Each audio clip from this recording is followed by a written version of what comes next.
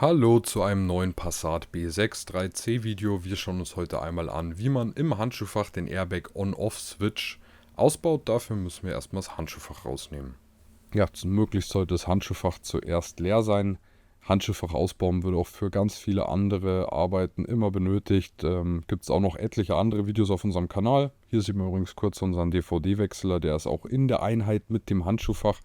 Muss man aber tatsächlich nicht das Handschuhfach ausbauen, wenn man den ausbauen möchte.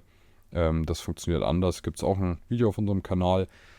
Wir haben nämlich mittlerweile eine Playlist mit wirklich etlichen Videos vom Passat aus allen Bereichen. Vom Motor über Fahrwerk, über Innenraum, über Elektronik, über Verschleißmaterial, Verschleißteile, wie jetzt an der Rückseite die Scheibenwischer.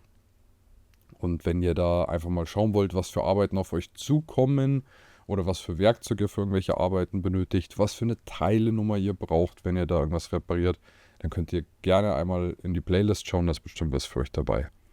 So, die ersten beiden Schrauben haben wir jetzt schon gesehen, habe ich hier an der Oberseite rausgedreht, dann haben wir hier und hier drüben jeweils noch eine Schraube. Was ich vorher auch kurz in die Kamera gehalten habe, was wir jetzt hierfür benutzen, ist ein Torx-Bit, und zwar ein T20. So, nachdem wir hier oben die Schrauben alle gelöst haben, die 4 Stück, können wir hier unten, ihr seht es, 1, 2 und 3, ebenfalls Torx T20 Schrauben lösen.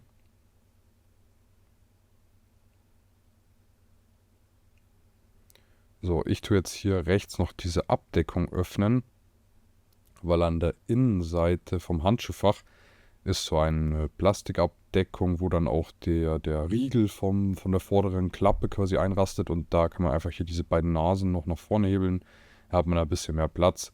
Ja, hier, das war jetzt nicht ganz auf dem Video, aber man hat schon gesehen, da ist das Handschuhfach einfach rausgefallen. Ich habe gerade eigentlich noch geschaut, wo es hängt, und hier hinten sieht man schon die Fußraumbeleuchtung, die war hier auf Zug.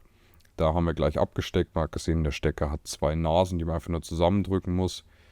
Bei dem Stecker ist es so, hier ist seitlich eine Nase, wo den ganzen festhält. Die drückt man dann einfach seitlich weg und dann kann man den Stecker abziehen. Hier unten für die Handschuhfachbeleuchtung haben wir auch wieder so einen Stecker mit links und rechts der Entriegelung, die man einfach nur nach innen zusammendrückt und dann kann man den abziehen. Hier haben wir den Stecker für Airbag On-Off, quasi für den Beifahrer-Airbag, den deaktivierbaren. Da wird einfach nur diese blaue Hebel nach oben gezogen. Was man jetzt hier nicht gesehen hat, genau hier, ich habe es gerade eingeblendet, ist der Schlauch für die Handschuhfachbelüftung. Der ist hier bei mir von alleine runtergerutscht. Den müsste man theoretisch dann auch noch abziehen, ist aber, glaube ich, selbsterklärend. Wichtig ist auch, dass man ihn beim Wiedereinbauen nicht vergisst. Hier haben wir noch vom DVD-Wechsler den Stecker abgezogen.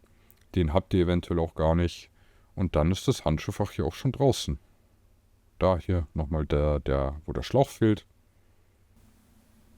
Nachdem wir jetzt das Handschuhfach komplett draußen haben, durch die ganze Einheit einmal auf die Motorhaube packen, damit man ein bisschen mehr Platz zum Arbeiten hat. Wir sehen jetzt hier an der rechten Seite im Handschuhfach ist ja quasi der Switch, der Schalter für Airbag On-Off, also sprich für Beifahrerseite, falls man da einen Kindersitz montiert, sieht man auch die Abbildung. Genau, der wird einmal hinten gelöst. Wir haben hier, man sieht es an meinem Finger gerade, so eine Blechklammer, eine Blechnase, die ist an beiden Seiten. Das heißt, man kann auch gerne mit dem Schraubenzieher einmal hier unterstützen, mache ich auch. Dann drückt man die beiden Nasen zum Stecker, zum Schalter und kann dann nach innen die ganze Einheit, den Schalter einmal rausnehmen. Einbau erfolgt dann einfach umgekehrt, das heißt, man steckt es einfach von innen wieder rein.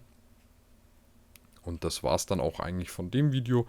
Wenn ihr weitere Anleitungen zum Passat B6 sucht, dann besucht gerne einmal unseren Kanal. Wir haben eine Playlist mit mittlerweile etlichen Videos rund um den Passat und werden auch in Zukunft weitere hochladen. Das heißt, gerne auch den Kanal abonnieren, wenn ihr selber ein Passat fahrt.